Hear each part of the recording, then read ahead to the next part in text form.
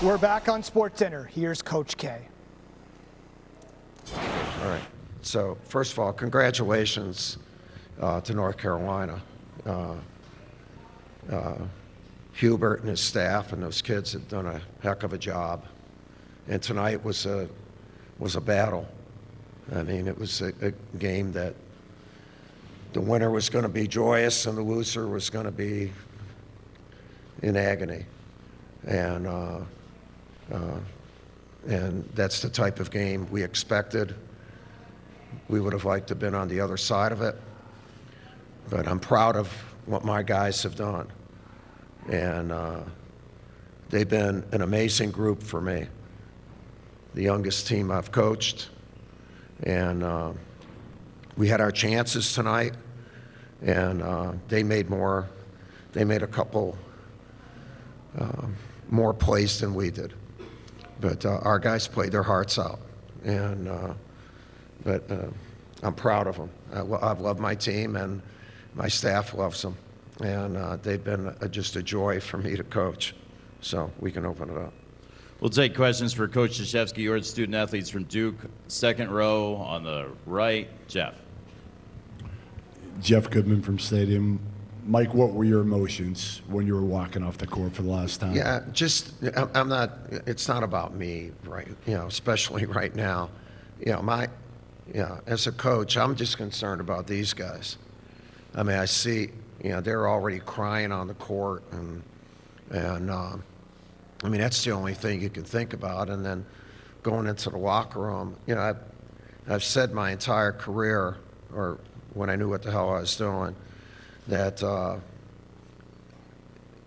I wanted my seasons to end where my team was either crying tears of joy or tears of sorrow, because then you knew that they gave everything. And I had a locker room filled with guys who were crying. And it's a beautiful sight. It's not the sight that I would want. I'd want the other. But it's a side that I really respect and makes me understand just how good this group was. So that's what I'm concerned. I don't want any of these guys to leave and say, I should have made that one free throw. I should have made that one. We win and we lose together. And we've won 32 games and 2 championships together. And that's what I want them to realize. Front row all the way right, Dennis. Dennis Dodd, CBS Sports. Mike, you might be one of the few people in this room who actually I don't know where right here. I'm sorry. That might have seen or even remember Houston, UCLA in '68. You've been on the international stage, 100 tournament games. Could you put this game in perspective, since it's never been played before until tonight? Well, I think it reached the level of that you would expect, I mean, those kids from both teams played their hearts out. I mean, the crowd was standing most of the game, I think, right? I mean, it was a heck of a game. And so it met up to that, and a little bit, it was disjointed, like which games like that can be, but I think it met up to that level, and I'm proud of my guys. Look, we had our chances in the last couple minutes. You get a 1-point lead if you can get a stop, but they're good. They're really put a lot of pressure on you offensively. Front row center.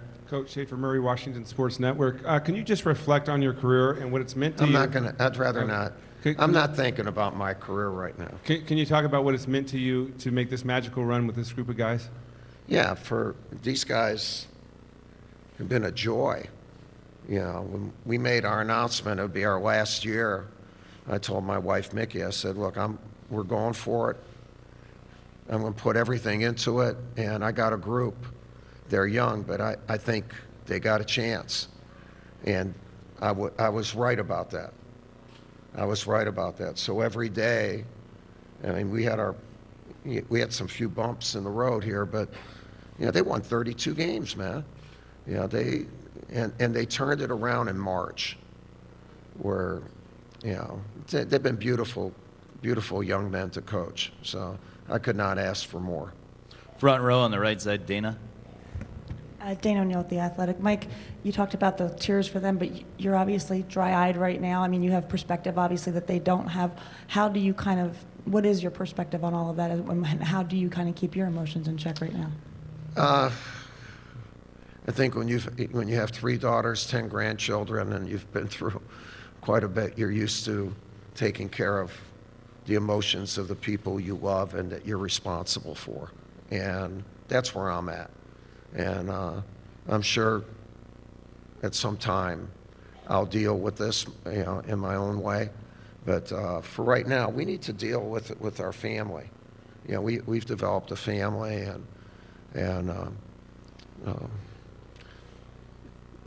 the last 3 ball games before this one, these guys made unbelievable plays right after one another to put us in this position. But tonight, we still made some plays, but not enough. In the front row, toward the left. Hi, Lauren Walsh with WXII. This one's for Paulo and Trevor. You've only been with Duke for 1 season, of course, but I'm wondering what you have learned about the Duke Brotherhood, what that means to you, less so kind of the alumni base, but how you've experienced it this season with this team. Trevor first, please, then Paulo. Brotherhood, I mean, it's a family. It always been my dream to play for Duke since I was a little kid watching on TV. And when I got the offer and I committed, I was all in. I knew it was a brotherhood, but I didn't know it was this type of level. Like, everybody's family, everybody want what's best for each other, everybody love each other, and this is probably the best group I ever played with.